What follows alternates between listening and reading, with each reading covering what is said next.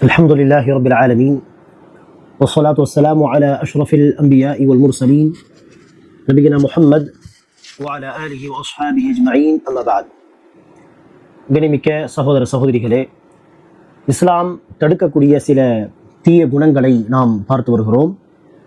பொய் பேசுவது, புறம் பேசுவது, பொறாமை, தற்பெருமை போன்ற தீய பண்புகள். அந்த வரிசையில் இன்று நாம் பார்க்க இருக்கும் இந்த தீய குணங்கள் தான் நம்பிக்கை மோசடி, சத்தியத்தை மீறுவது, ஏமாற்றுவது போன்ற பண்புகள். ஒவ்வொரு தீமையான பண்புகளை விட்டு இஸ்லாம் தடுப்பது போல் இப்போது நாம் குறிப்பிட்ட இந்த நம்பிக்கை மோசடி, சத்தியத்தை மீறுவது, ஏமாற்றுவது போன்ற தீய குணங்களை விட்டும் இஸ்லாம் தடுக்கிறது. இதை குறித்து குர்ஆனிலும் ஹதீஸிலும் பல விஷயங்கள் சொல்லப்பட்டுள்ளன. நபிகள் நாயகம் ஸல்லல்லாஹு அலைஹி வஸல்லம் வாழ்க்கை வரலாற்றில் இதற்கு பல வழிகாட்டுதல் நமக்கு வழங்கப்பட்டுள்ளன. அதில் சிலதை நாம் இன்ஷா அல்லாஹ் பார்க்கலாம்.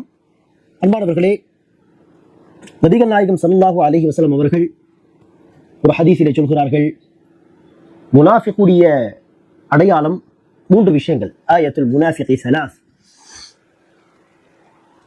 முனாஃபிக் என்றால் யார்? நயவஞ்சகன். உள்ளத்தில் நிராகரிப்பு என்கிற கொள்கை வைத்துக்கொண்டு வெளிப்படையில் மாத்திரம் நம்பிக்கை கொண்டது போல் காட்டுவது, நடிப்பது. அப்படிப்பட்ட நயவஞ்சகன் தான் அரபியில் முனாஃபிக் என்று அழைக்கப்படுகிறார்கள். ஆக ரசூல் சொல்கிறார்கள், முனாஃபிக் என்று சொன்னால், நயவஞ்சகன் என்று சொன்னால் 3 அடையாளங்கள். அதில் ஒரு அடையாளம் என்ன? இத ஹத்தஸ கதப, பேசினால் பொய் பேசுவான். அதிகம் பொய் புழுவது ஒரு முனாஃபிக்குடைய தன்மை. இத ஹத்தஸ கதப வ இதா வஅத அஹ்லஃப, வாக்களித்தால் அந்த வாக்கை நிறைவேற்ற மாட்டான். ஒவ்வொரு முறையும் பெரும்பாலும் வாக்களித்தால் மீறுவதுதான் முனாஃபிக்குடைய அடையாளம். வ இத துமின கான், அவனை பிறர் நம்பினால் இவன் நம்பிக்கை துரோகம் செய்வான். இப்போது சொன்ன தன்மைகளும் சொல்ல போனால் நயவஞ்சக தன்மைகள் இல்லையா? பேசும் பொழுது பொய் பேசுவது, உள்ளம் சொல்கிறது நீ சொல்வது பொய், ஆனால் வெளிப்படை இழைச்சுகிறான். நடக்காத ஒன்றை சொல்கிறான், செய்ய போகாத ஒரு விஷயத்தை செய்ய போவதாக சொல்கிறான். உள்ளத்தில் மனசாட்சி சொல்லும் நீ சொல்வது பொய், ஆனால் வெளிப்படையில் பொய் சொல்வது. இதுதான் நயவஞ்சகத்தனம். வாக்களிப்பான், உள்ளத்தில் என்ன எண்ணம்? வாக்களித்து காசை வாங்கலாம், வாக்களித்து இப்படி செய்யலாம், அடுத்து அதை நிறைவேற்றவா போகிறோம், வாக்களித்து இவர்களை ஏமாற்றுவதுதான் என்னுடைய வேலை என்று மனசாட்சியில் அவனுக்கு தெரியும். இவன் வாக்கை நிறைவேற்றப் போவதில்லை, ஆனால் வெளிப்படை செய்வான். சொன்ன நேரத்தில் நான் தருவேன், சொன்ன நேரத்தில் நான் வருவேன் என்று சொல்லி ஏமாற்றுவான். இதுதான் நயவஞ்சகத்தனம். உள்ளத்தில் ஒன்று வைத்துக்கொண்டு வெளிப்படையில் வேறு ஒன்றை காட்டுவது. அதே போல பிறர் இவனை நம்பி வந்தால் அவனுக்கு தெரியும் இவர்கள் என்னை நம்புகிறார்கள்,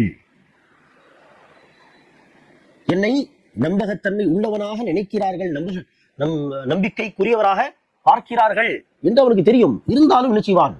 அவர்களுடைய நம்பிக்கையை பயன்படுத்திக் கொண்டு பின்னர் துரோகம் செய்து விடுவான். இதுதான் நயவஞ்சகத்தனம். உள்ளத்தில் ஒன்று வைத்துக்கொண்டு வெளிப்படையில் ஒன்றை காட்டுவது. ஆக அன்பானவர்களே, ஏமாற்றுவது, துரோகம் செய்வது அல்லது வாக்கு மீறுவது, இது எல்லாமே நயவஞ்சகத்தனம். முனாஃபிக்கீன்களுடைய, நயவஞ்சகர்களுடைய பண்புகள். நல்லா பாதுகாக்க வேண்டும். ஆக நம்முடைய வாழ்க்கையில் இந்த மோசடி, நம்பிக்கை துரோகம், ஏமாற்றுவது, வாக்கு மீறுவது என்கிற பண்புகள் இருந்தால் நாம் அல்லாஹ்வை அஞ்சிக் கொள்ள வேண்டும். நம்மிடத்தில் முனாஃபிக்கீன்களுடைய, நயவஞ்சகர்களுடைய சில பண்புகள் இருக்கிறது. செயல்பாடுகளில் இந்த பண்புகள் காணப்பட்டால் கொள்கை ரீதியாகவும் அந்த பண்புகள் வருவதற்கு நேரமாகாது. ஆக நாம் அழிவின் பக்கத்தில் நிற்கிறோம் என்று நாம் பயந்து கொள்ள வேண்டும், தன்னை சீர்திருத்திக் கொள்ள வேண்டும். ஆக அன்பானவர்களே, இந்த பண்புகள், தீய பண்புகள் எல்லாமே முனாஃபிக்கீன்களுடைய பண்புகளாக சொல்லப்பட்டவை. ஒரு முறை நபிகள் நாயகம் ஸல்லல்லாஹு அலைஹி வஸல்லம் அவர்கள் ஒரு கடை வீதிக்கு, மார்க்கெட்டுக்கு சென்றார்கள். அங்கு மூட்டையில் தானியங்கள், கோதுமை, பார்லி அரிசி போன்ற பருப்பு போன்ற விஷயங்கள் மூட்டையில் வைக்கப்பட்டுள்ளது. நபி ஸல்லல்லாஹு அலைஹி வஸல்லம் அந்த மூட்டையில் உள்ள தானியங்களில் கை விட்டார்கள். விட்டு பார்த்தால் உள்ளே தானியங்கள் ஈரமாக இருக்கிறது. கோதுமை, பருப்பு, பார்லி அரிசி போன்ற அந்த விஷயங்கள் உள்ளே ஈரமாக இருக்கிறது, மேலே காய்ந்த தானியங்கள். ஆக என்னது? ஒன்று, அது மழையில் ஏதாவது ஈரமாக இருக்கலாம். ஈரமாக இருந்து அதை அப்படியே விற்பனை செய்தால் ஈரமான அந்த தானியங்கள் கெட்டுப்போக வாய்ப்பு இருக்கா இல்லையா? அந்த விதத்தில் பார்த்தாலும் இது ஏமாற்றக்கூடிய வேலை. சரி, இல்லையா? என்னது? லேசாக ஈரமாக இருந்தால் அது வெயிட் அதிகமாக காட்டும். அநேகமாக வெயிட் அதிகமாக காட்டி விற்பனை செய்வது, அந்த விதத்தில் பார்த்தாலும் ஏமாற்று வேலை, மோசடி. ஆக நபி ஸல்லல்லாஹு அலைஹி வஸல்லம் அவர்கள் கையை விட்டு பார்த்தார்கள், உள்ளே ஈரமாக இருக்கிறது. ஆக ரசூல் சொன்னார்கள், மன் கஷ்ஷ ஃபலைஸ மின்னா, அல்லது மன் கஷ்ஷனா ஃபலைஸ மின்னா. எவன் ஏமாத்துகிறானோ பிறரை, எவன் மோசடி செய்கிறானோ அவன் நம்மை சார்ந்தவன் அல்ல, நம்பிக்கை கொண்டவர்கள் ஒருவன் அல்ல. நம்பிக்கை கொண்டவனாக இருந்தால் அவனுக்கு பயம் வர வேண்டுமா இல்லையா?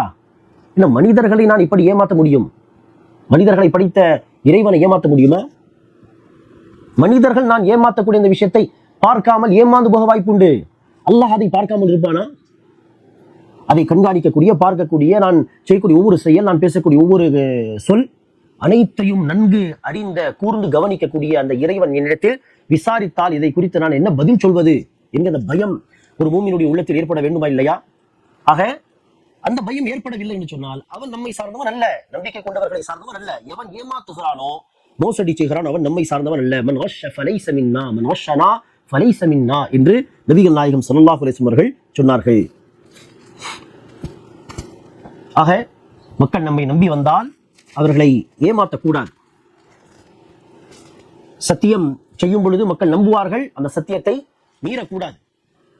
மாறாக சத்தியத்தை பாதுகாக்க வேண்டும், நம்பிக்கையை பாதுகாக்க வேண்டும். நம்பிக்கை துரோகம் செய்வது, ஏமாத்துவது, மோசடி செய்வது, ஃப்ராட்தனம் செய்வது, இது எல்லாமே தீய குணங்கள். இப்படி செய்து மக்களை ஏமாற்றி விடலாம், மக்களை படித்த இறைவனை ஏமாற்ற முடியாது என்கிற அந்த பயம், அந்த அச்சம் அவசியம் ஒரு மூமினுடைய உள்ளத்தில் இருக்க வேண்டும். நபிகள் நாயகம் ஸல்லல்லாஹு அலைஹி வஸல்லம் அவர்கள் தன்னுடைய வாழ்க்கையில் பாருங்கள், எப்படி சத்தியத்தை பாதுகாக்கக்கூடியவர்களாக, கொடுத்த வாக்கை பாதுகாக்கக்கூடியவர்களாக, மக்கள் நம்பிக்கை வைத்தால் அந்த நம்பிக்கையை பாதுகாக்கக்கூடியவர்களாக இருந்தார்கள். சில உதாரணங்கள். நபி ஸல்லல்லாஹு அலைஹி வஸல்லம் அவர்கள் பற்றி வரலாற்று ஆசிரியர்கள் பதிவு செய்யக்கூடிய ஒரு விஷயம். நபி ஸல்லல்லாஹு அலைஹி வஸல்லம் அவர்கள் மக்காவில் இருந்த அந்த காலத்தில் நபி ஸல்லல்லாஹு அலைஹி வஸல்லம் அவர்களை நம்பிக்கை கொள்ளாத மக்களாக இருந்தாலும் நபி ஸல்லல்லாஹு அலைஹி வஸல்லம் அவர்களை நம்பிக்கையான ஒரு மனிதராக பார்க்கும் காரணத்தினால் ரசூலிடத்தில் தன்னுடைய பொருட்களை கொண்டு வந்து வைப்பார்களாம், அமானிதமாக. ஆக நபி ஸல்லல்லாஹு அலைஹி வஸல்லம் மக்காவை விட்டு மதீனா ஹிஜ்ரத் செய்து இடம்பெயர்ந்து போன அந்த சமயத்தில் மக்களிடத்தில் வாங்கின அந்த பொருட்கள் அமானிதமாக இருக்கிறதா இல்லாத மக்களுக்கு கொண்டு போய் சேர்க்க வேண்டுமா இல்லையா? ஆக நபி ஸல்லல்லாஹு அலைஹி வஸல்லம் அவர்கள் என்ன செய்தார்கள்? அந்த பொருட்களை உரிய நபர்களுக்கு, அந்த அமானிதத்தை கொண்டு போய் கொடுப்பதற்கு அலி ரலியல்லாஹு அன்ஹு அவர்களுக்கு அந்த பொறுப்பை கொடுத்துதான் நபி ஸல்லல்லாஹு அலைஹி வஸல்லம் அவர்கள் மதீனா வந்தார்கள் என்று சில வரலாற்று ஆசிரியர்கள் பதிவு செய்கிறார்கள். நபி ஸல்லல்லாஹு அலைஹி வஸல்லம் அவர்கள் மக்கத்து காஃபிர்களோடு ஒரு முறை உடன்படிக்கை செய்தார். அந்த உடன்படிக்கைக்கான பெயர் தான் ஹுதைபியா உடன்படிக்கை. நபி ஸல்லல்லாஹு அலைஹி வஸல்லம் அவர்கள் உடன்படிக்கை செய்தார்கள். அந்த உடன்படிக்கையில் எழுதப்பட்ட ஒரு வாக்குறுதி தான், மக்காவில் யாராவது நம்பிக்கை கொண்டு முஸ்லிமாக மாறி மதீனாவுக்கு வந்தால் மதீனாவில் அவர்களுக்கு அடைக்கலம் தரக்கூடாது, 10 வருடங்களுக்கு போர் வேண்டாம், இது அது என்று எத்தனையோ பாயிண்ட்ஸ் நபி ஸல்லல்லாஹு அலைஹி வஸல்லம் அவர்கள் அல்லாஹ் ரசூலுக்கு சொல்லியிருப்பான். தற்போது அந்த சில நிபந்தனைகளை நாம் சரி என்று ஏற்று நடந்தால் சில பிரச்சனைகள் வரதான் செய்யும். ஆனால் பின்னால் இந்த உடன்படிக்கையை அதே மக்கத்து காஃபிர்கள் மீறுவார்கள். மீறினால் அவர்களை தட்டி கேட்கும் விதத்திலே போய் மக்காவையை வெற்றி கொள்ளலாம் என்று நபி ஸல்லல்லாஹு அலைஹி வஸல்லம் அவர்களுக்கு அல்லாஹ் ஒரு நம்பிக்கையை கொடுத்திருப்பான். ஆக அந்த அடிப்படையில் சில பாயிண்ட்ஸ் முஸ்லிம்களுக்கு எதிராக இருந்தாலும் நபி ஸல்லல்லாஹு அலைஹி வஸல்லம் சரி ஓகே என்று அந்த உடன்படிக்கை எழுதினார்கள். அதில் ஒரு பாயிண்ட் என்ன சொன்னோம்? மக்காவில் யாராவது நம்பிக்கை கொண்டு மதீனா வந்தால் மதீனாவில் அந்த நபருக்கு அடைக்கலம் தரக்கூடாது, திருப்பி அனுப்பிவிட வேண்டும். இப்படி செய்வதன் மூலம் இஸ்லாத்தை ஏற்றுக்கொள்வதை தடுக்கலாம் என்பது அவருடைய நோக்கம். இஸ்லாத்தை ஏற்று மதீனா போனாலும் அடைக்கலம் தரமாட்டார்களே, ஏன் கஷ்டப்பட வேண்டும் என்று இஸ்லாத்தை ஏற்காமல் மக்கள் இருக்கட்டும் என்பதற்காக. ஆக இந்த நிபந்தனைக்கு ரசூல் அவர்கள் அந்த உடன்படிக்கையில் சரி என்று சொன்ன ஒரே காரணத்திற்காக பிராக்டிக்கல் இப்படி நடந்தது. சில சஹாபாக்கள் இஸ்லாத்தை தழுவி மதீனா வந்தார்கள். ஆனால் நபி ஸல்லல்லாஹு அலைஹி வஸல்லம் அவர்கள் வேறு வழி இல்லாமல் வாக்குறுதி தந்திருக்கிறார். ஆக மதீனாவில் உங்களுக்கு இடம் தர முடியாது, தற்போது நாம் உடன்படிக்கை செய்திருக்கிறோம், தயவு செய்து நீங்கள் வேறு எங்காவது சென்று விடுங்கள் என்று சொன்ன காரணத்தினால் அத்தகைய சில சஹாபாக்கள் மக்காவுக்கும் மதீனாவுக்கும் இடையில் ஒரு ஊரிலே அவர்கள் வசித்து வந்தார்கள் என்றெல்லாம் வரலாறு உண்டு. வாக்கு கொடுத்தது வாக்குதான், அதை நிறைவேற்ற வேண்டும், அதை மீற முடியாது. அகன்மானவர்களே, மக்கள் நம்மை நம்பி வந்தால் அந்த நம்பிக்கையை பாதுகாப்பதும், வாக்கு கொடுத்தால் அந்த வாக்கை நிறைவேற்றுவதும், வாக்கை மீறுவது அல்லது நம்பிக்கை துரோகம் செய்வது, ஏமாற்றுவது, மோசடி செய்வது போன்ற விஷயங்களை தவிர்ப்பதும் நம் மீது கடமையாக இருக்கிறது. தீய பண்புகளை நாம் தவிர்த்து கொண்டு நம்பகமான மக்களாக, மனிதர்களாக நாம் வாழ வேண்டும். யாருக்கும் துரோகம் செய்யக்கூடாது. குறிப்பாக அந்த துரோகம் செய்யும் பொழுது அவர்கள் எவ்வளவு கஷ்டப்படுவார்கள், அவர்களுடைய பொருளாதார ரீதியாக அவர்களுக்கு என்னென்ன கஷ்டம் ஏற்படும், அதெல்லாம் நாம் சிந்தித்து பார்க்க வேண்டுமா இல்லையா? நாம் துரோகம் செய்யக்கூடியவர்கள் அல்ல. அப்படி யாராவது நாம் ஏமாற்றி இருந்தால் நாம் இந்த விஷயத்தை சிந்தித்து பார்க்க வேண்டும். இதே போல் என்னை யாராவது ஏமாற்றி போய்விட்டால், நான் நம்பிக்கை வைக்க நம்பிக்கை துரோகம் செய்து விட்டால் எனக்கு எவ்வளவு மனசு புண்படும். காசு பண விஷயத்தில மோசடி செய்து விட்டால், கஷ்டப்பட்டு நாம் சம்பாதித்த அந்த காசை இழந்து நிற்கும் பொழுது எவ்வளவு நமக்கு கஷ்டமாக இருக்கும். அப்படி இருக்க நாம் பிறரை ஏமாற்றினால், மோசடி செய்தால் அந்த மக்களுடைய நிலை என்ன, சிந்தித்து பார்க்க வேண்டுமா இல்லையா? நபிகள் நாயகம் ஸல்லல்லாஹு அலைஹி வஸல்லம் அவர்கள் சொன்ன ஒரு ஹதீஸை, இந்த பண்புகளை தவிர்க்கும் பொழுது, நல்ல பண்புகளை கடைபிடிக்கும் பொழுது மாத்திரமல்ல, எந்த வாழ்க்கையின் எந்த நிலையாக இருந்தாலும் சரி, சக மனிதர்களோடு நாம் பழகும் பொழுது, சக மனிதர்களோடு தொடர்புகள் வைக்கும் பொழுது, சக மனிதர்களோடு குடுக்கல் வாங்கல் செய்யும் பொழுது, இந்த ஒரு ஹதீஸை நாம் கவனத்தில் கொண்டு தன்னுடைய காரியங்களை அமைத்துக் கொண்டாலே ஆட்டோமேட்டிக்காக நல்ல பண்புகள் நம்மிடத்தில் வந்துவிடும். தீய குணங்கள், இப்போது நாம் சொன்ன தீய குணங்கள், மற்ற எல்லா தீய குணங்கள் நம்மை விட்டு போய்விடும்.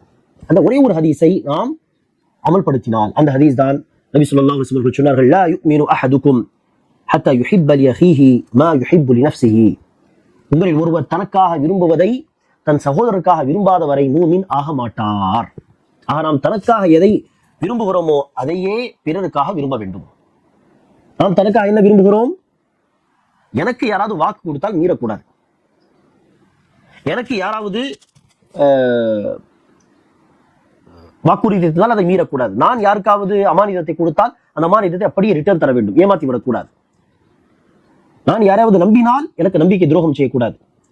நான் ஒரு நபரோடு பார்ட்னர்ஷிப் வைத்தால், உதாரணத்திற்கு அவர் என்னை ஏமாற்றக்கூடாது, ஃப்ராட் தரம் பண்ணக்கூடாது என்று விரும்புவோமா இல்லையா? ஆக இதைதான் நாம் பிறருக்கு விரும்ப வேண்டும். எனக்கு ஒருவர் என்னை ஏமாற்றுவது, ஃப்ராட்தனம் செய்வது, எனக்கு கொடுத்த வாக்குறுதிகளை மீறுவது, இதெல்லாம் எனக்கு பிடிக்காதுன்னு சொன்னால் பிறருக்காகவும் நாம் இதை என்ன செய்யக்கூடாது, ஏற்றுக்கொள்ளக்கூடாது. மாறாக அதை வெறுக்க வேண்டும். பிறரை ஏமாற்றுவது, மோசடி செய்வது, ஃப்ராட்தனம் செய்வது என்பதெல்லாம் பிறர் விஷயத்தில் நாம் அதை தவிர்த்துக் கொள்ள வேண்டும். எப்படி நம்முடைய விஷயத்தில் யாரும் இப்படி செய்யக்கூடாது என்று நாம் எதிர்பார்க்கிறோமோ. அல்லாஹ் சுப்ஹானஹு வ தஆலா அனைவருக்கும் நபி ஸல்லல்லாஹு அலைஹி வஸல்லம் அவர்களுடைய இந்த ஹதீஸுகளுக்கு ஏற்ப அமல் செய்யக்கூடிய பாக்கியத்தை தருவானாக. ஆமீன். அஸ்ஸலாமு அலைக்கும் வரஹ்மத்துல்லாஹி வபரகாத்துஹு.